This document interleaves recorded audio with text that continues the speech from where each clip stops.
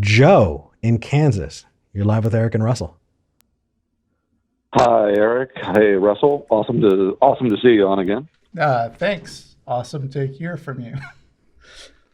So, hit us. What's this about agnosticism, and how are you approaching it?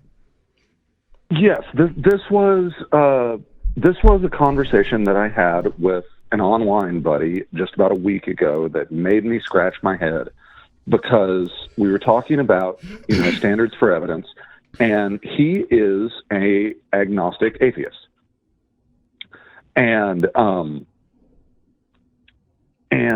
we were discussing standards for evidence, and the topic that we got to was Jesus, did Jesus rise from the dead after 3 days?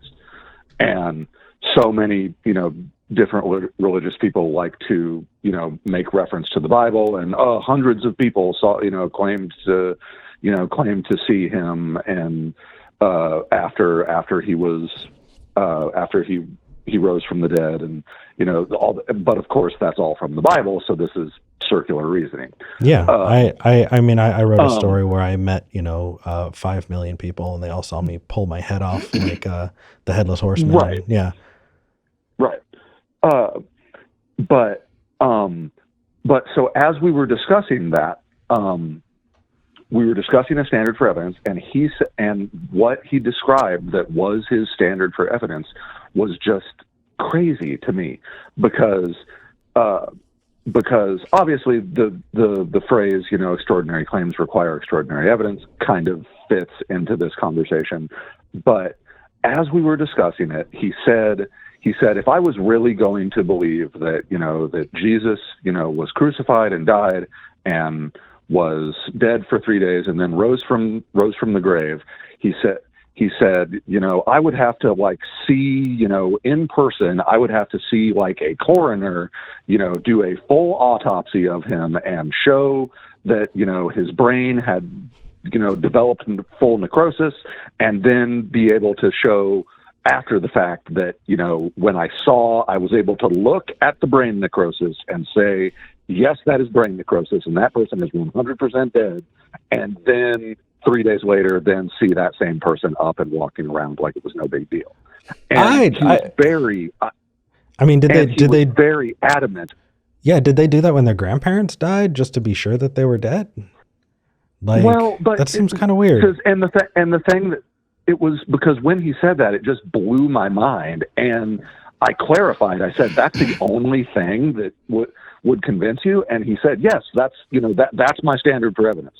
And it was just, it's crazy, because what he effectively said was, until someone invents a time machine, I am never going to be convinced of this. Well, let's see what we think. Russell, what's your take? What would convince you that Jesus died and rose from the dead? So I'm a software engineer. I knew you were going down this road.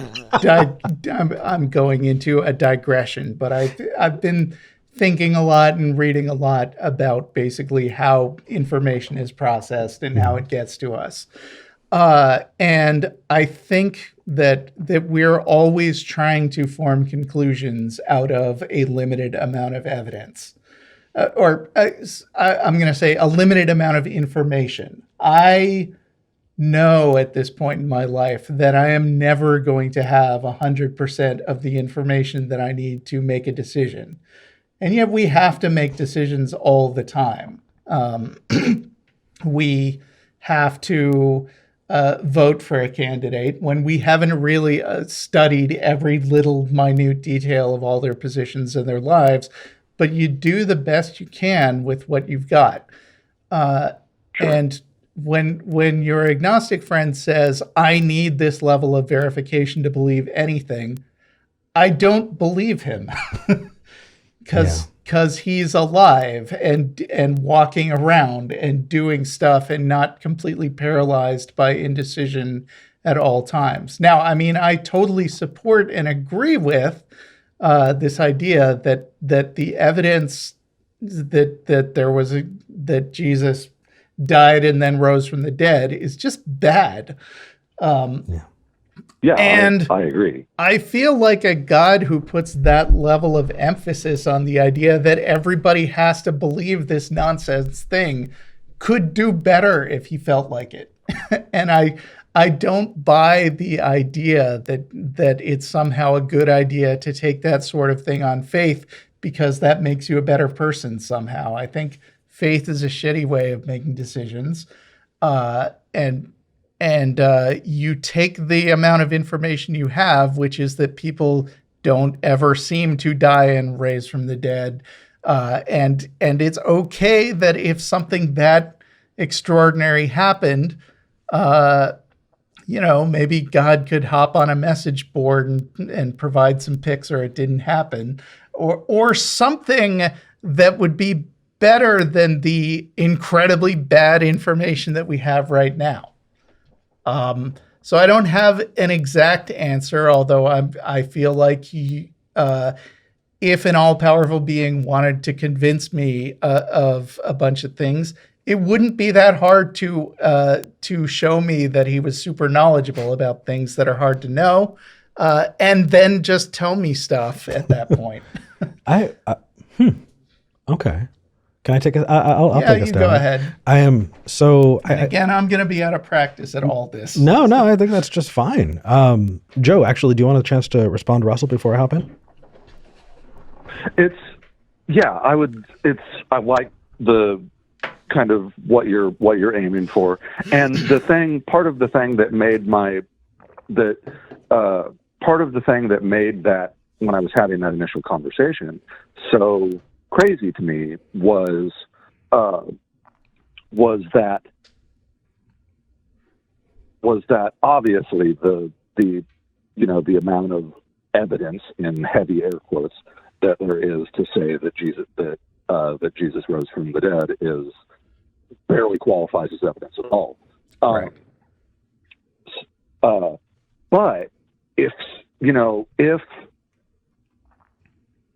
somehow, someone found, Roman documents, that gave a lot of information and said, Jesus of Nazareth, and, gave a bunch of information there, and it was able to all be confirmed that this is all legitimate information from the Roman Empire at around this time and all of this stuff.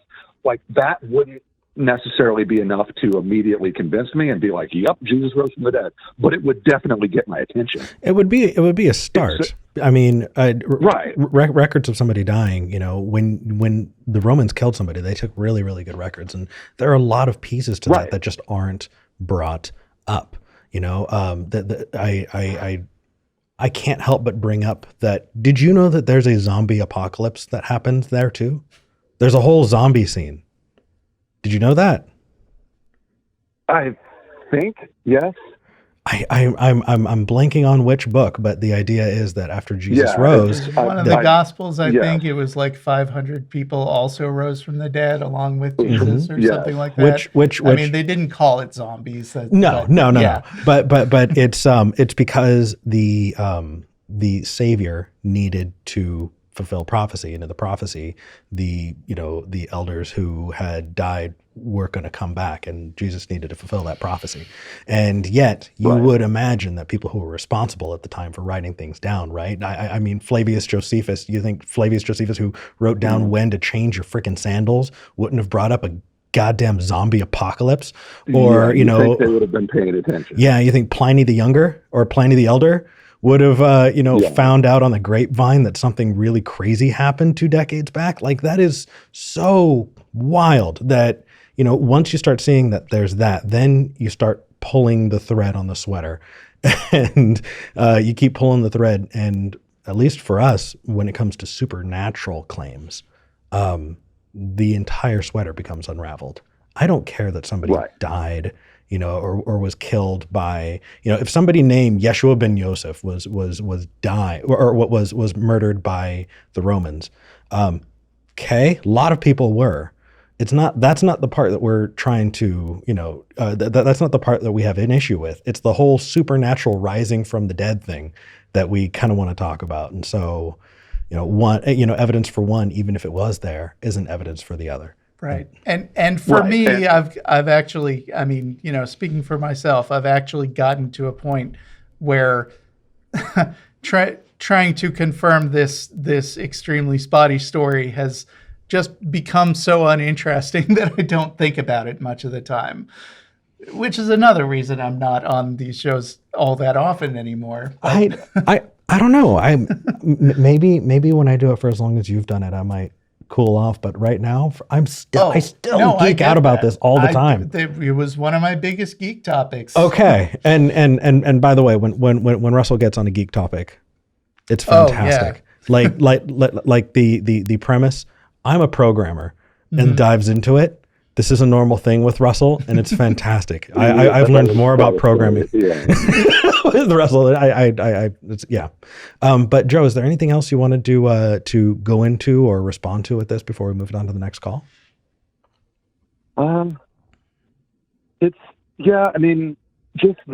Just having that conversation, it really made me scratch my head, and even.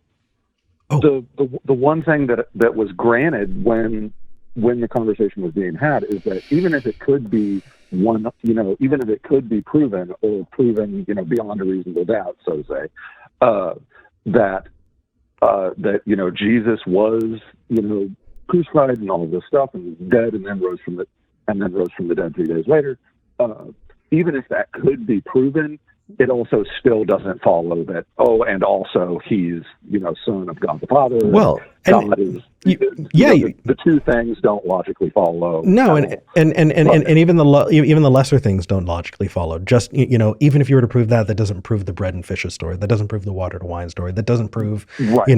Raising Jairus' daughter from the dead. It doesn't prove spitting in somebody's eye. It doesn't prove healing leprosy. It doesn't prove, all of those things aren't proven by even if that one was. Yeah, you're absolutely right. There was one other thing that I wanted to bring up, and I know that we're giving you a lot of time, and I'm trying to, but there was one other thing, and that is that the way that your friend is talking about agnosticism is different from the way I talk about agnosticism, or I've talked to others about agnosticism, and so I might challenge them. The way that I've interacted with agnostics has been the claim that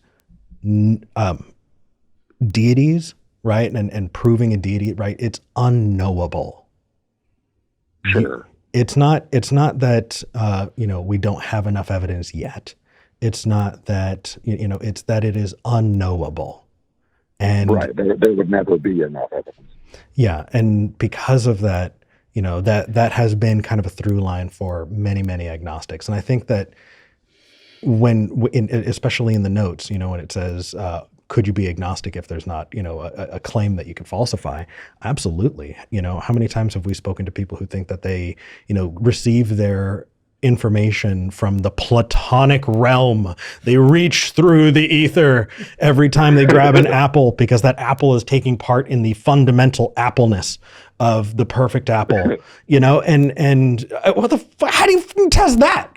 And yet I'm not going to tell a Platonist they don't, that you're not really a Platonist because you can't prove it. No, it's just that we should probably strive for methodology, that we can, prove or falsify things. That's a more efficacious way to approach the world. Yeah, and it doesn't work like that. I mean, figuring things out is hard and requires a lot of hard work. I mean, if it's not obvious information that everybody knows, and even that kind of thing is wrong sometimes. But if you want to figure out something that you don't already know, you have to spend a lot of time looking into it and doing the work and laying foundations.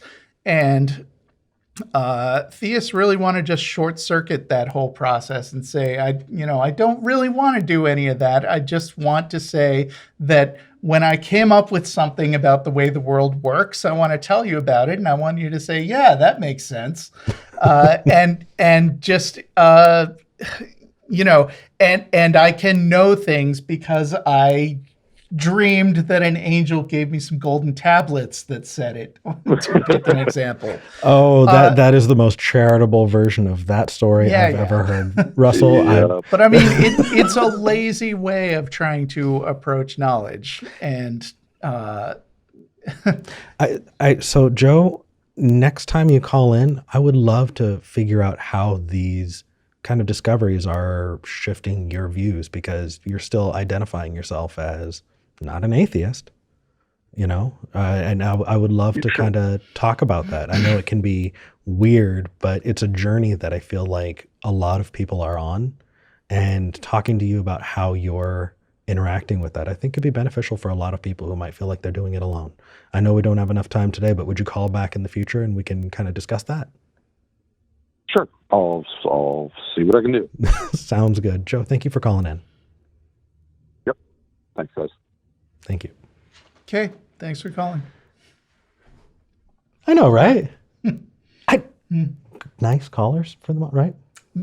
Yeah. Although, I mean, I can see the call screens, and they're not all like that. No. So I'm wondering how many demonetized clips I want to put out. V, I know you're watching this. Shoot me a message and let me know. In the meantime. Yeah, and I'll just say I am okay with getting through the entire show without somebody calling me, somebody who loves baby murders or whatever they're gonna say about me. So yeah, I'll leave it to you, but I don't feel like that that will make the experience any better. Fair enough.